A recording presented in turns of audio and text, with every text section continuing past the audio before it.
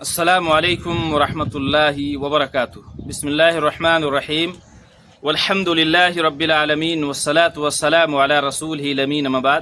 محترم ناظرین، آپ سب کا خیر مقدم ہے ہمارے یوٹیوب چینل صدائے توحید میں۔ قیامت کے دن 5 سوالات ایسے ہیں جو ہر ایک بندے سے کیے جائیں گے، اللہ کی طرف سے ہر ایک بندے سے کیے جائیں گے، مجھ سے، آپ سے اور ہر ایک انسان سے، ہر ایک بندے سے قیامت کے دن 5 سوالات کیے جائیں گے، اور ان 5 سوالات کے جوابات آپ کو دینے پڑیں گے۔ جب تک ان 5 سوالات کے جوابات آپ اللہ رب العالمین کو دے نہ لیں، تب تک آپ ہل نہیں سکتے، تب تک آپ کے لیے کوئی چارہ اور کوئی گنجائش نہیں۔ وہ 5 سوالات کون کون سے ہیں؟ ترمذی کی حدیث ہے، حدیث نمبر 2417، اور حدیث کے راوی ہے حضرت نزلہ بن عبید الاسلمی رضی اللہ تعالی عنہ۔ حضرت نزلہ بن عبید الاسلمی رضی اللہ تعالی عنہ وہ بیان فرماتے ہیں کہ اللہ کے نبی کریم صلی اللہ علیہ وسلم نے فرمایا کہ لا تزول قدم عبد حتی یسأل عن عمرہ فیما افنا۔ قیامت کے دن کسی بھی بندے کے قدم اس وقت تک ہل نہیں سکتے، ٹس سے مس نہیں ہو سکتے، ڈگمگا نہیں سکتے، یہاں تک کہ وہ 5 سوالات کے جوابات نہ دے لے۔ پہلا سوال عمر کے بارے میں ہوگا، عن عمرہ فیما افنا، کہ عمر کو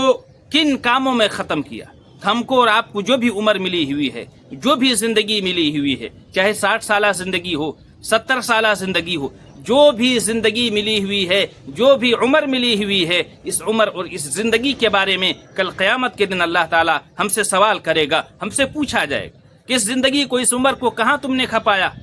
کن کاموں میں خرچ کیا، خیر کے کاموں میں لگایا، زندگی کو عبادت میں لگایا، بھلے کاموں میں لگایا، بھلائی کے کاموں میں لگایا، یا برے کاموں میں لگایا، غلط کاموں میں لگایا۔ یہ پہلا سوال ہوگا، یہ پہلا سوال ہوگا۔ اور دوسرا سوال اللہ کے رسول صلی اللہ علیہ وسلم فرماتے ہیں وعن علمہ فیما فعل فیہ، علم کے بارے میں سوال ہوگا کہ علم کو جو سیکھا، اس علم کو تم نے کن چیزوں میں خرچ کیا۔ علم کے بارے میں بھی سوال ہوگا، جنہوں نے بھی کتاب و سنت کا علم حاصل کیا ان کے بارے میں ان سے سوالات ہوں گے کہ تم نے جو کتاب و سنت کے علم کو سیکھا ہے اس کو کہاں پر خرچ کیا، کن کاموں میں لگایا۔ اسی طریقے سے تیسرا اور چوتھا سوال مال کے تعلق سے ہوگا، مال کے تعلق سے ہوگا۔ اللہ کے رسول صلی اللہ علیہ وسلم فرماتے ہیں وعن مالہ من این اکتسبہ، مال کے تعلق سے پہلا سوال یہ ہوگا کہ مال کو تم نے جو حاصل کیا ہے، مال جو کمایا ہے، وہ حاصل کرنے کا طریقہ کیسا تھا؟ جائز جگہ سے تم نے مال کو حاصل کیا یا ناجائز جگہ سے تم نے مال کو حاصل کیا؟ یہ پہلا سوال ہوگا مال کے تعلق سے۔ اور مال کے تعلق سے دوسرا سوال یہ ہوگا وفیما انفقہ، مال حاصل کیا تو کیا، مال کو تم نے کہاں خرچ کیا، کن جگہوں پر خرچ کیا؟ جن جگہوں پر تم نے مال کو خرچ کیا، آیا وہ جگہیں غلط تھیں یا صحیح تھی؟ حلال جگہ پر خرچ کیا یا حرام جگہ پر خرچ کیا؟ تو یہ کل 4 سوالات ہوئے۔ ایک پانچواں سوال اللہ کے رسول صلی اللہ علیہ وسلم فرماتے ہیں وعن جسمہ فیما ابلاہ، جسم کے بارے میں سوال ہوگا۔ یہ انسان کو جو جسم، ہم کو اور آپ کو جو جسم ملی ہوئی ہے، جو باڈی ملی ہوئی ہے، اس جسم کے بارے میں پوچھا جائے گا کہ جسم کو کن کاموں میں کھپایا، کن چیزوں میں گلایا۔ پوری زندگی کے بارے میں جب تک ہم اللہ رب العالمین کے یہاں سوال کے جوابات دے نہ لیں، اس وقت تک ہم اللہ رب العالمین کے یہاں سے ہمارے قدم ہل نہیں سکتے، ہم وہاں سے ٹس سے مس نہیں ہو سکتے، ہم وہاں سے بھاگ نہیں سکتے۔ تو یہ حدیث ہم کو اور آپ کو جو پیغام دیتی ہے، یہ 5 سوالات ہوں گے جو ہر ایک سے سوالات ہوں گے، اور ان کے جوابات ہر ایک بندے کو دینے پڑیں گے۔ اس حدیث سے ہم کو اور آپ کو جو سبق ملتی ہے، پہلا سبق اور پہلی بات یہ معلوم ہوتی ہے کہ یہ زندگی ہم کو اور آپ کو جو ملی ہوئی ہے، چاہے زندگی کی عمر مدت چاہے جتنی بھی ہو، 60 سالہ ہو، 70 سالہ ہو، 50 سالہ ہو، 40 سالہ ہو، جو بھی زندگی ہم کو اور آپ کو ملی ہوئی ہے، سمجھیے کہ یہ زندگی اللہ رب العالمین کی طرف سے بہت بڑی امانت ہے۔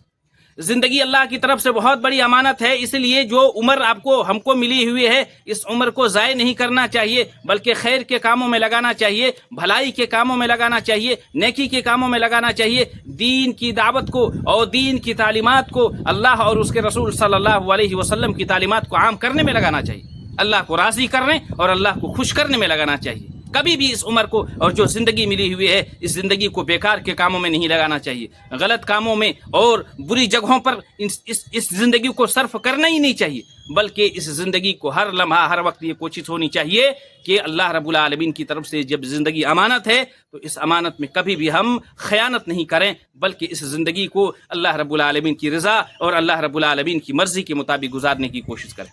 اسی طریقے سے دوسری بات یہ معلوم ہوتی ہے کہ علم پر عمل ضروری ہے، صرف جاننا کافی نہیں۔ جاننے والے تو بہت مل جائیں گے دنیا کے اندر، آپ کو جاننا کافی نہیں ہے، بلکہ جتنا آپ نے جانا ہے اس پر آپ کا عمل کتنا ہے، یہ اہم چیز ہے اور یہ اصل کامیابی ہے۔ جاننے والے دنیا میں بہت سارے ایسے لوگ ہیں جن کے پاس بہت جانکاری ہے، جن کے پاس بہت علم ہے، لیکن ایسے علم کا کیا فائدہ جس علم کی وجہ سے ایک انسان اللہ کو پہچان نہ سکے، جس علم کی وجہ سے ایک انسان اللہ کی توحید کو جان نہ سکے، جس علم کی وجہ سے ایک انسان عقیدہ توحید کو جان نہ سکے، جس علم کی وجہ سے ایک انسان توحید کی برکت کو جان نہ سکے، جس علم کی وجہ سے ایک انسان شرک کے نقصانات کو جان نہ سکے، ایسے علم کا کیا فائدہ؟ کچھ فائدہ ہونے والا نہیں۔ ایسا علم کہ جس علم کی وجہ سے ایک انسان اللہ کے حقوق کو جان نہیں سکتا، جس علم کی وجہ سے ایک انسان اللہ کے رسول صلی اللہ علیہ وسلم کے حقوق کو جان نہیں سکتا، ایسا علم کل قیامت کے دن اسے کوئی فائدہ دینے والا نہیں، بلکہ یہ ایسا علم اس کے لیے سمجھیے کہ وبال جان بننے والا ہے۔ اس لیے علم اللہ رب العالمین نے علم سے نوازا ہے، دین کے علم سے اللہ رب العالمین نے اگر آپ کو نوازا ہے، اس علم کے مطابق آپ عمل کرنے کی کوشش کریں، ساتھ ہی ساتھ دین کی تعلیمات کو عام لوگوں تک پہنچانے کی کوشش کریں، توحید کے پیغامات کو پھیلانے کی کوشش کریں، شرک کا رد کرنے کی کوشش کریں، سنت کو عام کرنے کی کوشش کریں، بدعت اور خرافات کو رد کرنے کی کوشش کریں۔ یہ آپ کے اوپر اہم ذمہ داری بنتی ہے اگر اللہ رب العالمین نے آپ کو علم سے نوازا ہے۔ اسی طریقے سے اس حدیث سے جو بات معلوم ہوتی ہے وہ یہ بات معلوم ہوتی ہے کہ مال میں حلال و حرام کا خیال رکھنا ضروری ہے، مال میں حلال و حرام کا خیال رکھنا ضروری ہے، احتیاط برتنا ضروری ہے، کمائی کا ذریعہ بھی پاک ہونا ضروری ہے اور خرچ بھی درست جگہ پر ہو، یہ بھی بہت ضروری ہے۔ ہمارے بہت سارے مسلمان مال ان کو بس کمانا ہے، دولت ان کو حاصل کرنی ہے، مال آنا چاہیے، وہ یہ فرق نہیں کرتے، تمیز نہیں کرتے جس جگہ پر سے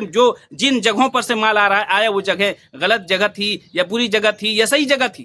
اس سلسلے میں تمیز رکھنا اور اس سلسلے میں فرق کرنا بہت ہی ضروری ہے۔ دونوں چیزوں پر ہمیں دھیان اور دونوں چیزوں پر ہمیں کیئر کرنا ہے، جائز طریقے سے مال کو حاصل بھی کرنا ہے اور جائز جگہوں پر خرچ بھی کرنا ہے۔ اگر ایسا نہیں کرتے ہیں تو کل قیامت کے دن سوالات کے جوابات دینے کے لیے تیار ہو جائے۔ اسی طریقے سے یہ حدیث ہم کو اور آپ کو پیغام دیتی ہے کہ جسم صحت تندرستی یہ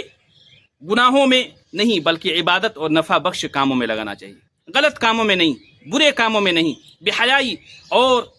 برے اڈوں پر نہیں لگانا چاہیے۔ جسم کو، جوانی کو، صحت کو، تندرستی کو، ہیلدی کو اللہ رب العالمین کی عبادت میں، اللہ کو راضی کرنے میں اور نفع بخش فائدہ مند کاموں میں لگانا چاہیے۔ اسی طریقے سے سب سے اہم میسج یہ حدیث ہم کو دیتی ہے، سب سے اہم درس اور سبق یہ حدیث ہم کو دیتی ہے کہ ہر مسلمان کو یاد رکھنا چاہیے، بھولنا نہیں چاہیے۔ ہر مسلمان کو یاد رکھنا چاہیے کہ ایک دن ان سب چیزوں کے بارے میں سوال ہوگا، لہٰذا اپنی زندگی کو جواب دہی کے شعور کے ساتھ گزارنا ضروری ہے۔ آپ غفلت کے ساتھ زندگی نہیں گزار سکتے، لاپرواہی اور سستی کے ساتھ زندگی نہیں گزار سکتے۔ اللہ رب العالمین نے واضح طور پر اور پیارے نبی صلی اللہ علیہ وسلم نے واضح فرمان کے مطابق اس کی وضاحت کی کہ ہم سے اور آپ سے پوری زندگی کے بارے میں سوال ہوگا، لہٰذا اپنی زندگی کے ایک ایک وقت کو اور زندگی کے ایک ایک لمحے کو، زندگی کے ایک ایک منٹ کو ہمیں اللہ رب العالمین کی رضا اور اللہ رب العالمین کی خوشنودی کے مطابق گزارنے کی کوشش کرنی چاہیے۔ اللہ رب العالمین کی نافرمانی اور اللہ رب العالمین کی تعلیمات کو توڑتے ہوئے، اللہ رب العالمین کی تعلیمات کو ہے کہ نظر انداز کرتے ہوئے ہم اپنی زندگی کو نہیں گزار سکتے۔ یہ حدیث ہمیں اہم پیغام دیتی ہے۔ اسی طریقے سے یہ حدیث ہمیں اپنی پوری زندگی کو اللہ رب العالمین کی رضا کے مطابق ڈھالنے کا پیغام دیتی ہے۔ لہٰذا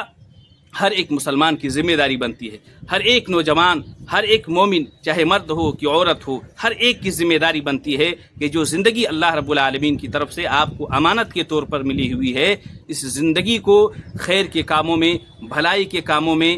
نیکی کے کاموں میں، توحید کی دعوت کو عام کرنے میں، شرک کا رد کرنے میں، سنت کو فروغ دینے میں اور بدعات کے خاتمے میں اپنی زندگی کو صرف کرنے کی کوشش کریں۔ انشاءاللہ یہ زندگی آپ کے لیے انشاءاللہ اللہ رب العالمین نے یہ زندگی جو آپ کو دی ہے، اگر اس امانت میں خیانت نہیں کرتے ہیں تو اللہ آپ سے راضی ہوگا، اللہ ہم سب سے راضی ہوگا۔ اللہ رب العالمین ہم سب کو آخرت کی تیاری کرنے کی توفیق دے، آمین۔ تقبل یا رب العالمین۔ والسلام علیکم ورحمۃ اللہ وبرکاتہ۔